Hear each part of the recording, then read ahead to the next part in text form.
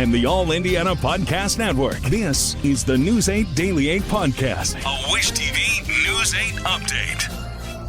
Hello, I'm Jeremy Jenkins, and this is your News 8 Daily 8 Podcast for Friday, March 21st. We now know it was a tornado that caused all sorts of damage in Bartholomew County.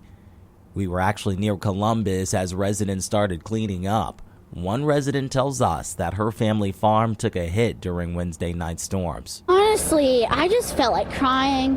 I mean, this has been our farm since before I was born, and it's just always been here. It's been where I grew up, and it's really hard to see it coming down like this. Other parts of this state were hit hard as well. In Gary, the mayor actually issued a local disaster emergency after a tornado touched down there.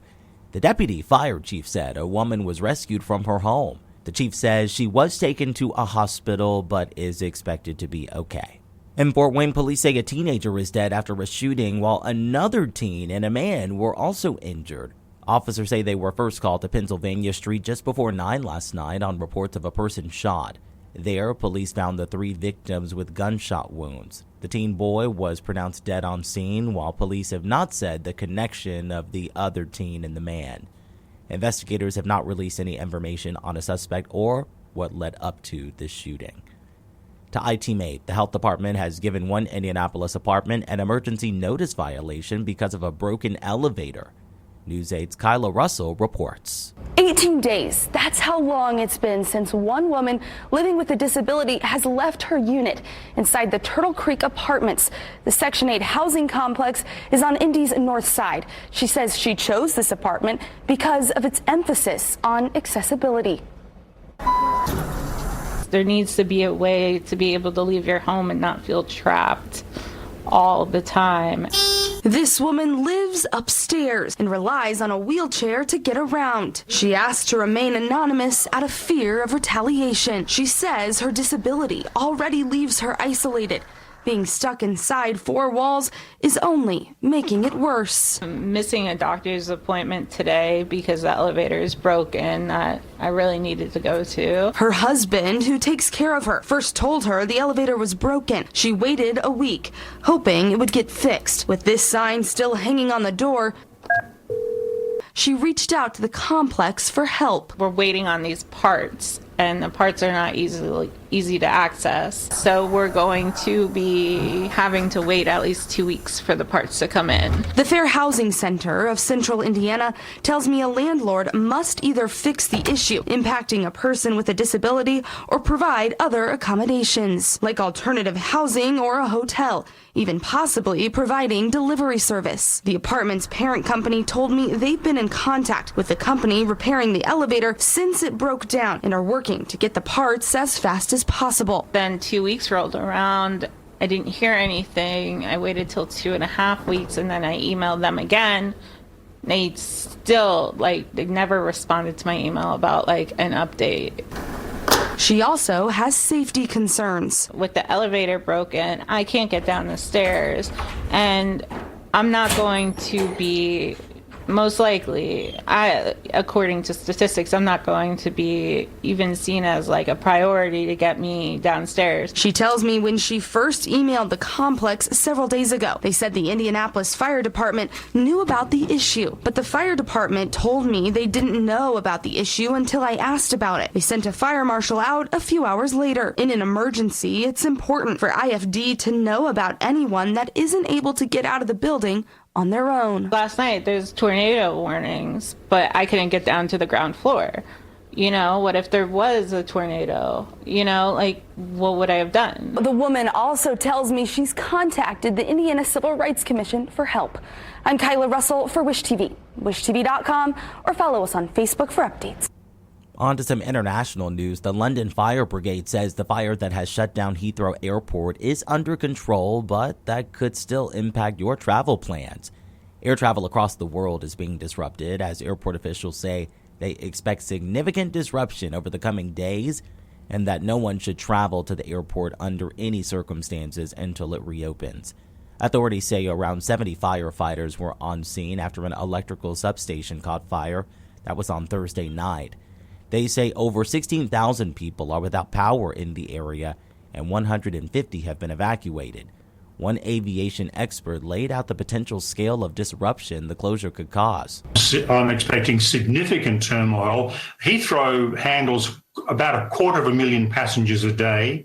It does that with about 1,300 flights a day. It's one of the biggest international airports in the world, and it's a crossroad. And so we've got literally hundreds of flights coming in from the United States and from Southeast Asia, the Middle East. Passengers in Boston have been removed from a London-bound flight after a 3.5-hour wait on the runway. So far, flights in New York and Dallas have been canceled. We'll have much more information on this on our website, wishtv.com. While that Heathrow closure could have impact on Hoosiers traveling across the globe, FlightAware.com says that so far, 2 flights out of Indianapolis International Airport are delayed with 0 cancellations. It is not known if those delays are directly linked to the Heathrow Airport closure. Let's talk sports. It was another exciting overtime win for the Pacers as they took on the Brooklyn Nets at Cambridge last night. In overtime, the Pacers down 2, Ken Johnson looking to tie, but Miles Turner comes in with a huge block. Turner and Benedict Mathurin both had double-doubles.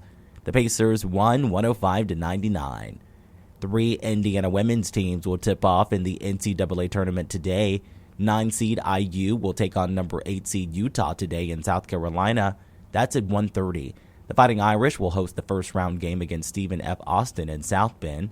That game tips off at 2. And Ball State will tip off in the NCAA tournament for just the second time in program history. The Cardinals will take on number 5-seed Ole Miss tonight. That game tips off in Waco, Texas at 6. When it comes to the weather, Mother Nature is switching things up.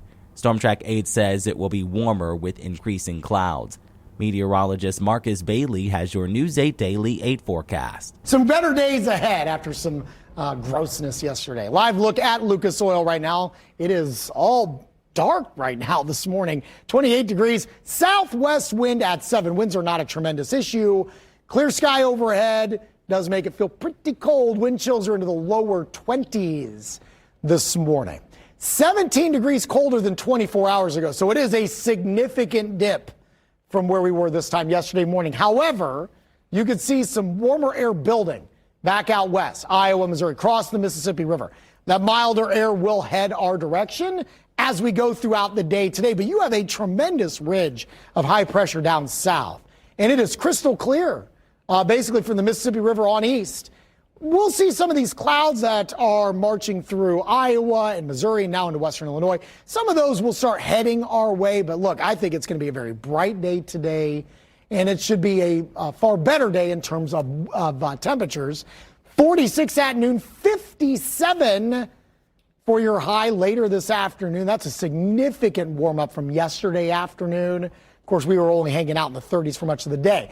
If there is any hang up about the day today, it will be a little breezy, not wind advisory type of breezes, but noticeable for sure if you're spending some time outside. Gusts likely get to around 30 miles per hour later on this afternoon. Warmer, breezy day ahead. I've got a couple of rain chances that I'm eyeing as we gear up for this weekend, but I do think we'll have at least some dry time for the weekend as well.